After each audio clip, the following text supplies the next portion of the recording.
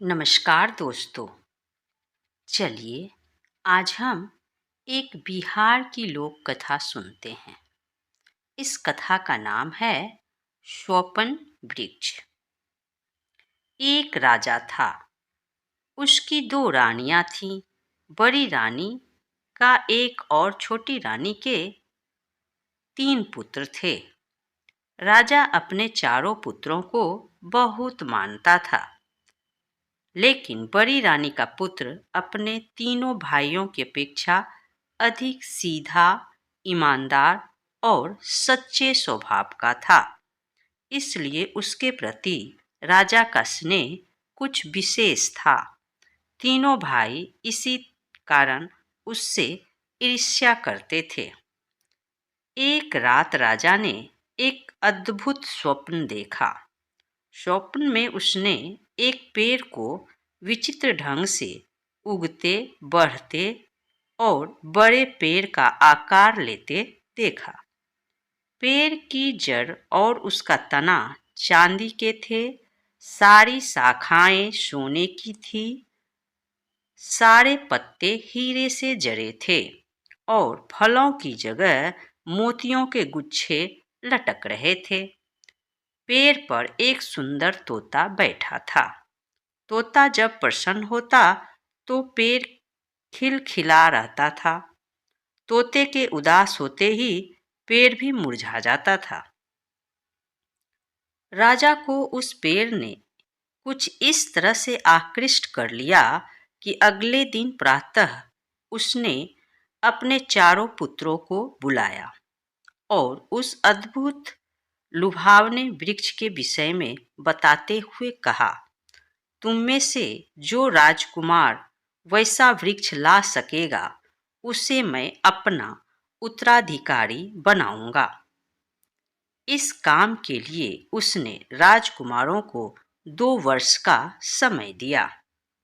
छोटी रानी के तीनों राजकुमारों ने राजा से बहुत सारा धन लिया और वृक्ष की खोज में निकल पड़े। चलते चलते उन्हें एक ऐसा नगर मिला जहां सोने चांदी का काम करने वाले बहुत सारे कारीगर रहते थे। वे तीनों वहीं ठहर गए और कारीगरों से सोने चांदी का पेड़ बनवाने में लग गए। पिता से कुछ पैसे लेकर बड़ा राजकुमार भी भाइयों के पीछे पीछे आ रहा था।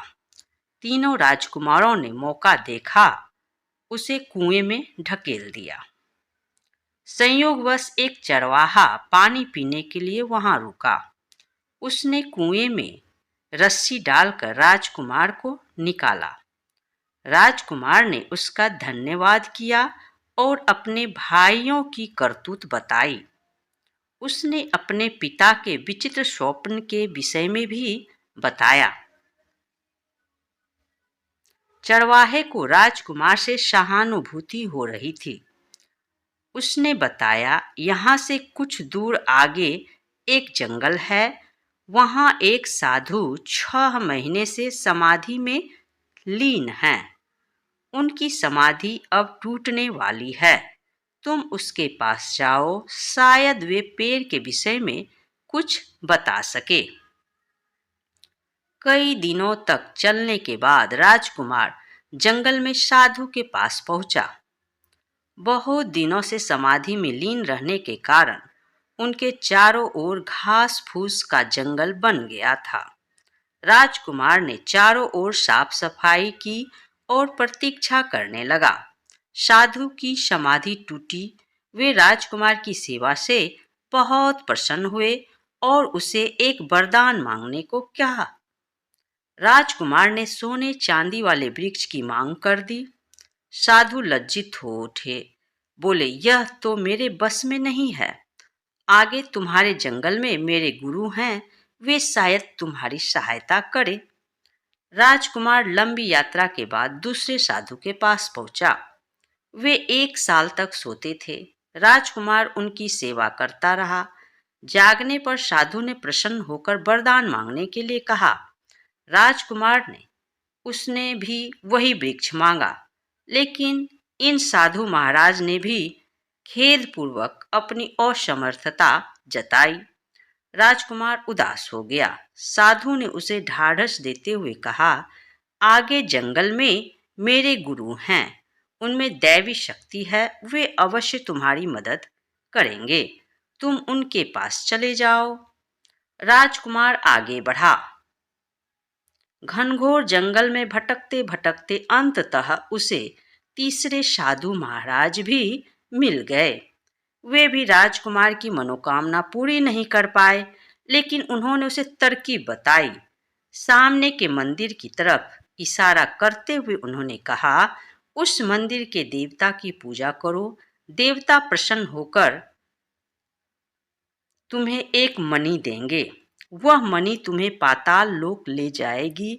वहां ढेर सारी परियां रहती है, वे ही तुम्हारी मनोकामना पूरी कर सकती है।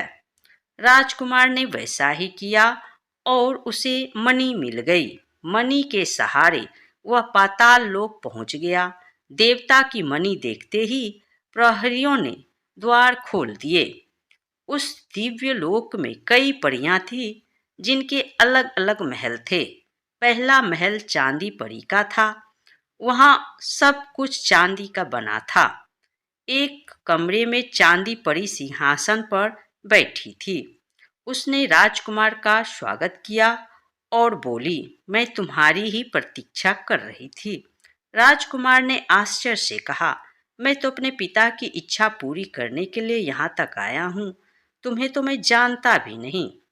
अपनी कुछ विशेषता बताओ। चांदी परी ने कहा, मैं जब चाहूं चांदी की जड़ और चांदी की तने वाला पेड़ बना सकती हूँ।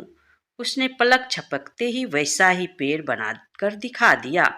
राजकुमार ने चांदी परी से कहा, तुम मेरा प्रतीक्षा करो, मैं बाकी परियों के महल भी देखना चाहता हूँ। आगे बढ़ने पर राजकुमार ने एक सोने का महल देखा। वह सोना परी का महल था। प्रहरी ने उससे सोना परी के पास पहुंचा दिया। सोना परी ने भी चांदी परी जैसी ही बात कही।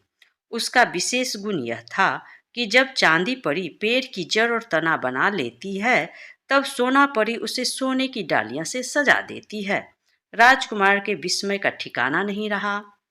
सोना परी से आज्ञा लेकर वह आगे बढ़ा तो उसे हीरा परी और मोती परी के महल मिले। वह बारी बारी दोनों परियों से मिला। जब चांदी परी सोना परी पेड़ की जड़ तना और डालियां बना लेती है, तब हीरा परी हीरे के पत्ते से डालियों को सजा देती है और फिर मोती परी मोतियों के फलों से डालियां भर देती थी। अतः अंत में राजकुमार तोतापरी के महल में पहुंचा। तोतापरी की विशेषता यह थी कि जब चांदी सोने हीरे मोती से बना पेड़ तैयार हो जाता, तब वह एक सुंदर तोता बनकर पैर पर बैठ जाती थी। जब तोता प्रसन्न रहता तो पेड़ सुंदर खिलखिला रहता था। तोते के उदास होते ही पेड़ भी मुरझाने लगता था। राजकुमार को अपनी मनोकामना पूरी होती प्रतीत होने लगी। वह सभी परियों को साथ लेकर मणि के सहारे पृथ्वीलोक पर वापस आ गया। राजकुमार ने मंदिर में देवता की मणि उन्हें लौटा दी और साधु महाराज को धन्यवाद देने गया। उसकी सफलता से साधु महाराज बहुत प्रसन्न हुए। उन्होंने राजकुमार को एक लाठी और एक रस्सी दी, जिससे जरूरत पड़ने पर वह रास्ते में परियों सहित अपनी भी रक्षा कर सके। साधु ने बताया कि लाठी और रस्सी की शक्ति से वह जब चाहे किसी को भी अपने पास बुला सकता है। वहां से आगे वह दूसरे साधु को भी धन्यवाद देने के लिए रुका। साधु उसकी प्रीति भक्ति से बहुत प्रभावित हुए और प्रसन्न होकर उसे एक विशेष कटोरा दिया, जिससे वो अपने इच्छानुसार हजारों लोगों को स्वादिष्ट भोजन करा सकता है। अब पहले वाले साधु के पास जाना बाकी था। उसके पास पहुंचकर राजकुमार ने सारी बात बताई तो साधु को विश्वास नहीं हुआ और उन्होंने सोने चांदी का बना पेड़ देखने की इच्छा जताई। राजकुमार के परियों से कहने पर भर की देर थी और पेड़ बनकर तैयार था। साधु की आंखें चकाचौंध हो गई। उसके मन में लालच उत्पन्न हो गया। उन्होंने राजकुमार को आज्ञा दी, सभी परियों को यहीं छोड़कर तुम यहाँ से चले जाओ। राजकुमार को विवश होकर उनकी आज्ञा माननी पड़ी। कुछ दूर जाते ही अचानक उसे रस्सी और लाठी की याद आ गई। उसने दोनों से कहा, सभी परियों को साधु से छीन कर ले आओ।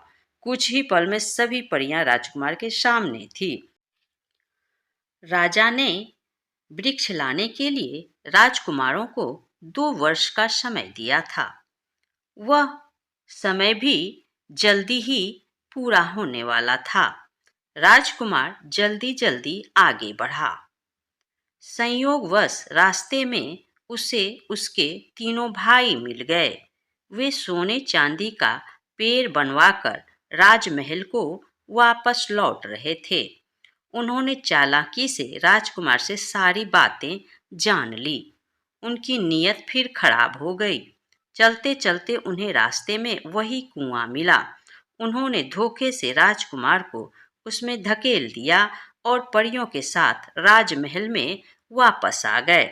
अगले दिन तीनों भाई परियों को लेकर दरबार में आए। उन्होंने राजा के सामने परियों से रूपहला सुनहला वृक्ष बनाने के लिए कहा, परंतु बहुत मिन्नत करने के बाद भी परियों ने वृक्ष नहीं बनाया। वे पहले ही तीनों राजकुमार के अपने बड़े भाई के प्रति दुर्व्यवहार से क्रुद्ध और दुखी थी। लेकिन राजकुमार भला कहाँ हार मानने वाले थे। सोने चांदी का जो वृक्ष के वे कारीगरों से बनवा कर लाए थे, उसे उन्होंने दरबार में मंगवाया। राजा ने उसे देखा लेकिन संतुष्ट नहीं हुआ। उसने कहा, मैंने तो पेड़ को बनते हुए देखा था, बना बनाया नहीं, और फिर इस पर तो तोता भी नहीं है। उचित यही होगा कि हम बड़े राजकुमार के भी आने की प्रतीक्षा कर लें। उधर कुएं में गिरे राजकुमार को एक बार फिर उसी चरवाहे ने बचा लिया। राजकुमार ने आभार व्यक्त करते हुए कटोरी की मदद से चरवाहे के परिवार सहित सारे गांव वालों को स्वादिष्ट भोजन कराया। फिर वह बहुत दुखी और उदास मन से राजमहल की ओर लौटा। उसके साथ न परियां थी, न पिता के स्वप्न वृक्ष को बनाने की क्षमता। राजमहल में प्रवेश करते ही उसे दरबार में हुई सारी घटना का पता चला। वह उसी समय पिता के पास गया और उन्हें अपने भाइयों की सारी करतूत बताई। उसने वादा किया कि अगले दिन वह दरबार में स्वप्न वृक्ष को बनते हुए दिखाएगा। लाठी और रस्सी की मदद से उसने परियों को अपने पास बुला लिया। अगले दिन वह उनके साथ दरबार में आया। परियों ने राजा के सामने रूपहला सुनहरा हीरे मोतियों जड़ा पेड़ बनाया। अंत में पेड़ पर सुंदर तोता भी आया। राजा प्रसन्नता से गदगद हो उठे। उन्होंने राजकुमार को अपना उत्तराधिकारी घोषित कर दिया। नमस्कार दोस्तों, इस प्रकार बिहार की लोक कथा स्वप्न वृक्ष समाप्त होती है। यदि आपको हमारी ये कथा पसंद आई तो कृपया कमेंट बॉक्स में अवश्य कमेंट करें। हमारा ये वीडियो देखने के लिए आपको बहुत बहुत धन्यवाद। अगला वीडियो फिर मैं कहीं का कथा लेकर उपस्थित होंगी।